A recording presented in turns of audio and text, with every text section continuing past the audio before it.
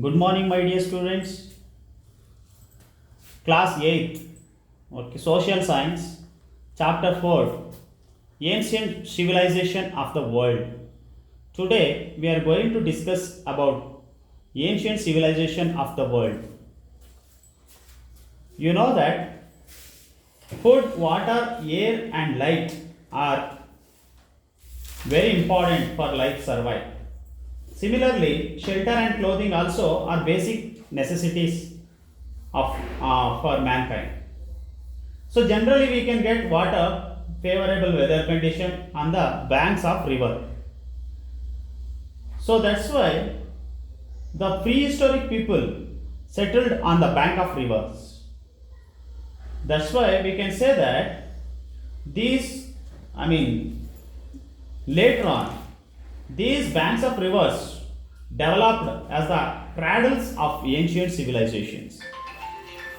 So many civilizations flourished on the bank of river. So that's why we can say that, and because of the favorable condition, water, especially, so it is very much necessary for the agriculture. So like that, many civilizations flourished on the bank of river, or we can say that on the valleys. So among them we can see today we are going to discuss about the three important ancient civilizations are Egypt, Mesopotamia and China civilizations. So these, especially these civilizations which spread in the world, especially in the Asia and Africa continent. So look at the picture. So in the world, this is Asia and Africa. So what you notice in this, so the most of the civilizations are the ancient civilizations that are found in the Asia and African continents. Okay, so that is about the civilizations that you can see. Egypt civilization, so that is in the African continent. China civilization in Asia, and like that Harappa civilization also is there. Mesopotamia civilization. So okay, so that you could see in the, especially in now Asia and African continents. Now let us come back to the Egyptian civilization. Egyptian civilization is originated especially on the bank of river Nile. So you just imagine that if the Nile river would have been not flown through Egypt, so it would have been become a desert. So that's why we can say that Nile is the gift of Egypt. So yes, of course it is one of the blessing for the Egyptians. So and now if you want to discuss about Egyptian contribution, the contribution of Egypt, of course they have built many temples, they built huge pyramids, and of course they were know about irrigation. The Egyptians were expert farmers, and they also invented calendar which has helped us to measure time more than anything else. And also we can say that they had practiced a symbolic language. It consists of a small drawings had been called hieroglyphics, sacred writings. So the system of writing that was adopted by Egyptians called hieroglyphics. So it is a kind of, it was a symbolic language. It was not like normal language like how we see some of the words.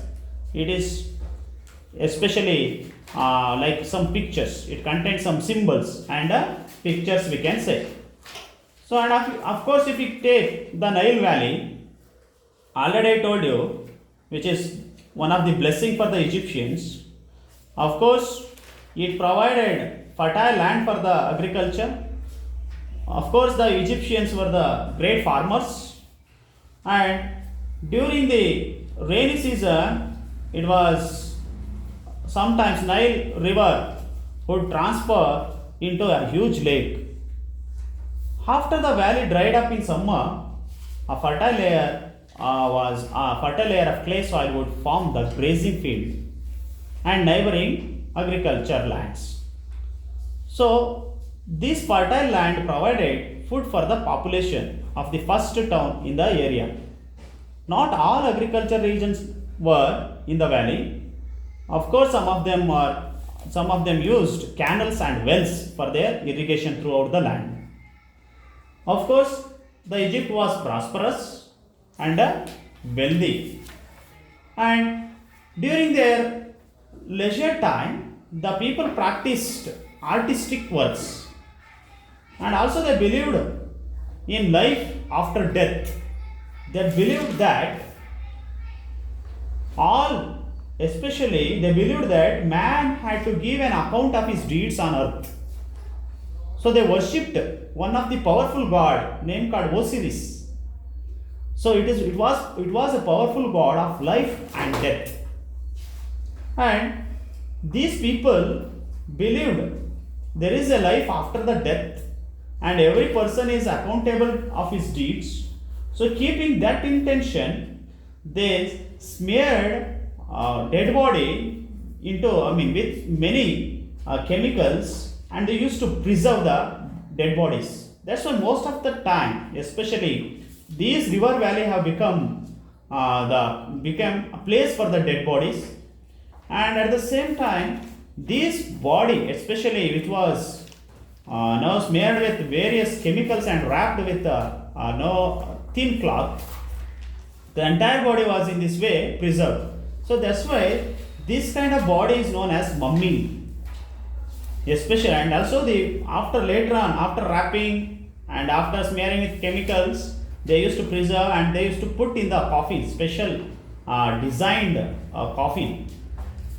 So especially these kind of pyramids or these kind of buildings were built especially for the kings and royal people who were living in the country or living in the that place, especially in Egypt.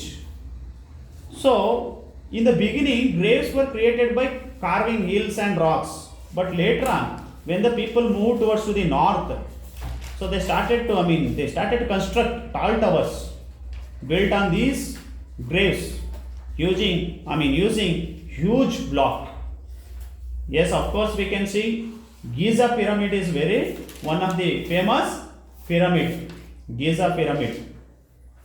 And of course, these especially Greeks called these kind of structure which were used big blocks and built. This kind of structure is known as pyramid. It means the Greeks called this structure as a pyramids, and these Egyptians called pharaohs, pharaoha or pharaohs. It means person who lives in a palatial house. We can say that it is a royal house like a palace.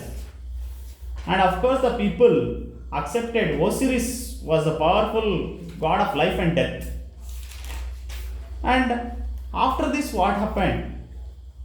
After the independent, prosperous life of 20 centuries, Egypt was ruled by Arabian Shepherd tribe called Hyksos, and later on it was looted by Jews, and finally then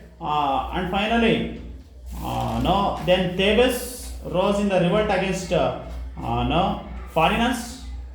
There was a continuous conflict between them.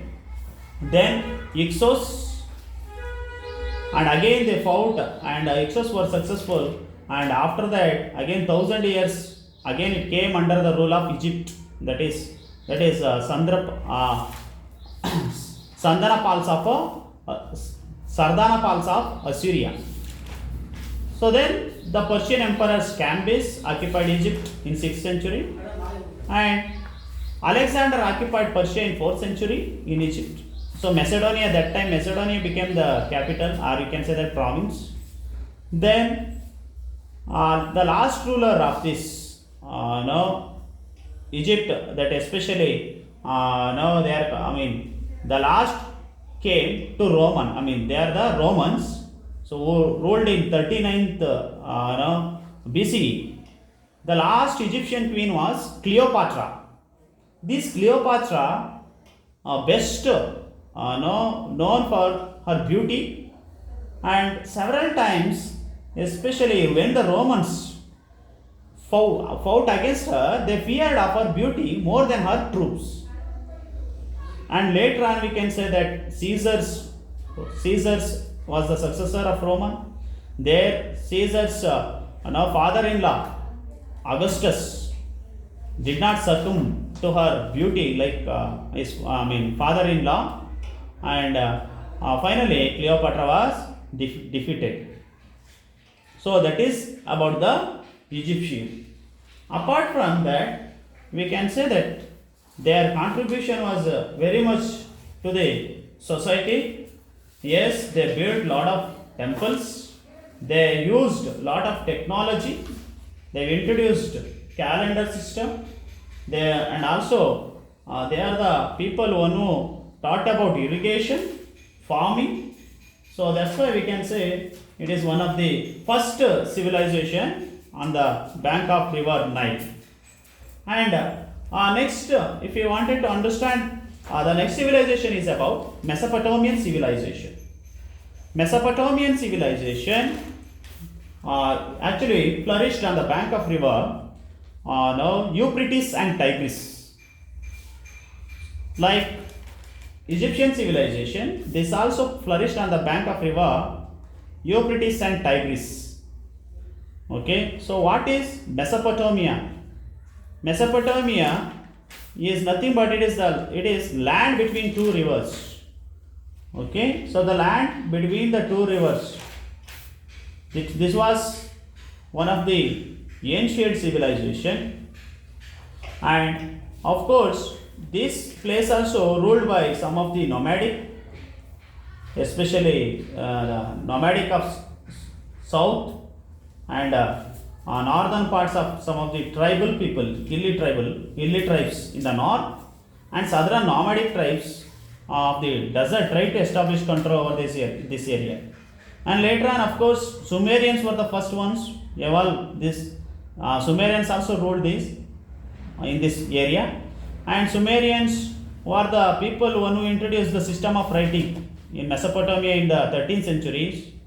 Then all those entered the Fertile Valley. Sumerians, Babylonians, Assyrians and Persians used the system of writing called cuneiform. The system of art of writing is known as cuneiform, which were developed by Mesopotamians. So then, after that, the Central Asia of the civilization was the southern part of the valley between the Euphrates and Tigris river from olden times. So that was the northern part of Babylonia was called Akkad, and southern part of Sumer. The southern part is called Sumer. The northern part, total Mesopotamia, was known as Syria. Okay, so here one of the Assyrians, we can see that one of the person name called, famous person is called Babylonia, who was ruling in Babylonia, that is Nebuchadnezzar. Nebuchadnezzar actually built hanging garden in Babylonia, which was one of the seventh wonder of the world. Okay, and of course during his time Babylonia was prosperous.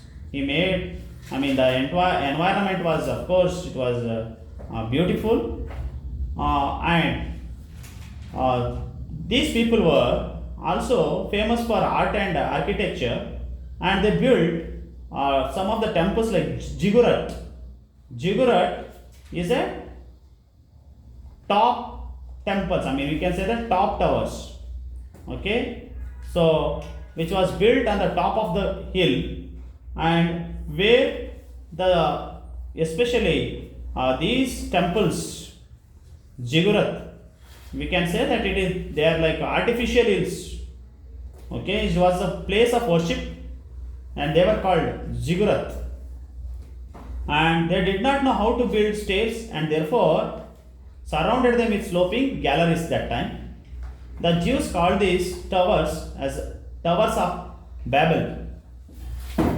And we can also see that the one more important person of the Mesopotamian civilization who ruled in Babylonia, Hammurabi. Hammurabi was the person one who brought the code. Okay, so that is Hammurabi brought Hammurabi code. So of course he was one of the famous king in the now Mesopotamia, especially in Babylonia. Okay, Hammurabi, and he brought he was famous for his code of laws. So his code of laws was based on the ideas of an eye for an eye and tooth for a tooth. Babylonia, of course, that was followed by Kiset, later on Hittites. Okay, Hittites. So then, like that, it was ruled by later on by the other rulers. Hammurabi, of course, he is the person one who brought a code of laws. That was in order to provide justice to the people. He brought this code, and it was one of the famous code in Babylonia. So then we can also understand in these Mesopotamians, especially the Sumerians, had entered Mesopotamia in 4000 BCE. Okay, later they empowered by Akkadians, one of the tribes. Okay, after Akkadians, we can see that one of the Semitic,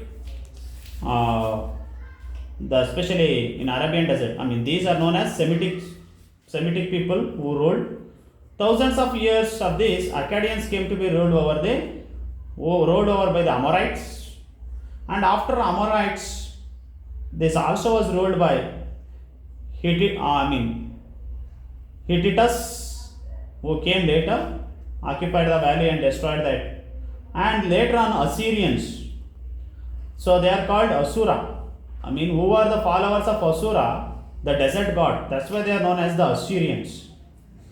Okay, already I told you about Nebuchadnezzar and Hammurabi. Okay, so the next civilization, about the last civilization, today we are going to discuss about the Chinese civilization. Like two civilization, Chinese civilization also flourished on the bank of river Huanghe. Okay, so Huanghe. So in this special feature, what we can understand, they were established on the river plains. The Chinese civilization was exception of this. And what happened? Because of Huanghe, sometimes during the rainy season, especially, it caused heavy floods. That's why this has become. Sometimes what happened? There was a great loss on the property, agricultural lands, and the people faced heavy loss because of this Huanghe river. That's why it is known as the China's sorrow. Why? Because it would render all the canals useless, and at the same time, where nothing could be grown there, agricultural lands will be washed away. Okay, during the course of the river, which is unpredictable manner. Because of this reason, Huanghe river is called as a China's sorrow. According to archaeological evidences, here the two important dynasties which ruled here, Shang dynasty and Zhou dynasty. Okay, and if you take in the Zhou dynasty, there was a section of officials in the society where especially officials were considered as was the main ladder, and where the king used to give them some portion of land for the officials. In return, the kings used to support the officials or officers. And second ladder, if you understand the society, merchants and craftsmen were living. So apart from them, seeing the majority of peasants as well. But the lowest were considered, they were called slaves. So they were the prisoners who were captured by the wars. And if you take the Shang dynasty, Shang kings also spent quite an amount of time conquesting battles. Hence, the army was prominent. The soldiers enjoyed the dignified place in society, and the soldiers wore bronze helmets, and the bronze daggers, axes, bows, and iron tipped arrows were used and that have been found. The people of Shang dynasty depend on the agriculture, and also they are the people in order to avoid now their enemies. So they built Great Wall of China, Great Wall of China, which has 5,000 kilometers. So they have given this. You can see in the picture. This is one of the. This is the picture which shows the Great Wall of China. The Chinese Empire consists of many small provinces. 7 big were created, bringing these smaller provinces under them. Every state was created, thus constructed a wall along its boundary for probably Emperor Queen Shi Huangdi. So this Great Wall of China was built by Shi Huangdi. Order that walls of the northern Chinese state connected. This enabled the northern walls of ward of the attack invades from the north, especially the barbarians, especially from the northern side who are attacking. In order to get the protection from them, so they built the Great Wall of China. It was one of the wonder of the world, and where of course it is the length of this Great Wall of China is about 5,000 kilometers.